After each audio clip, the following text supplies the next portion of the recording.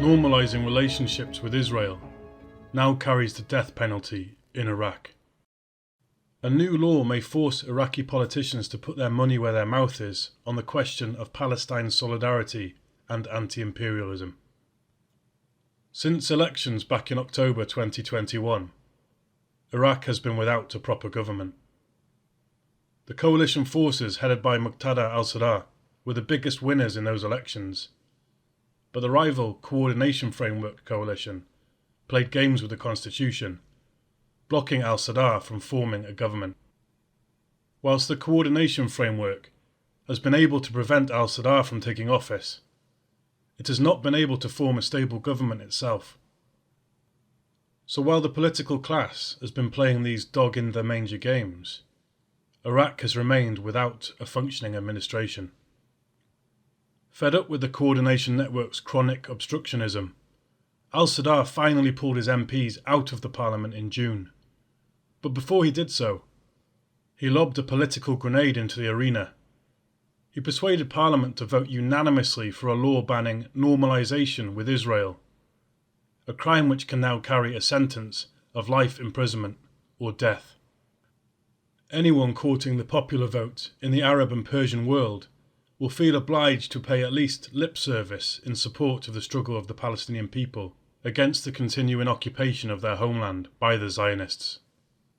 The effect of the new act is to flush out those whose support for Palestine is no more than a form of words, a sop thrown to the masses to curry favour, whilst in practice they collaborate with the Zionists and their imperialist paymasters. All Iraq's MPs voted for the bill, though doubtless more than a few had their fingers crossed behind their backs. But the Kurdish president of Iraq, Barham Salih, walked straight into al-Sadr's trap, refusing outright to sign off on the bill. The bill went through automatically, becoming law after 2 weeks, minus Salih's signature. This gave al-Sadr the opportunity to hit back at a political rival, tweeting that it was, quote, very, very shameful that the so-called President of the Republic of Iraq refuses to sign the law, end quote, criminalising relations with Israel and saying how bad it was for Iraq to be stuck with a president who wanted to do deals with Zionists. Salih is a close ally of Masoud Barzani, a Kurdish politician with a history of collaboration with Israel. In point of fact, Salih is an opportunist with more than one iron in the fire, tacking politically between Israel and Iran, and cultivating contacts within the coordination network.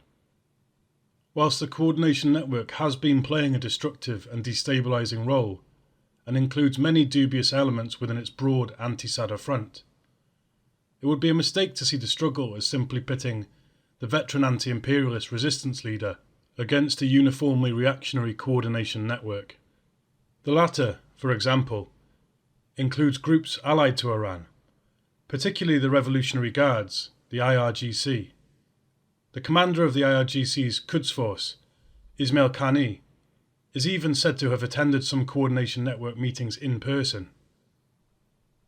But the beauty of al-Sadr's bill is that it cuts through all the strategic ambiguities, conflicting allegiances, and personal ambitions, including al-Sadr's own, confronting Middle Eastern politicians of all stripes with the one clear choice. Do you stand with Palestine and the fight against imperialism, or do you stand with Zionism and with imperialism?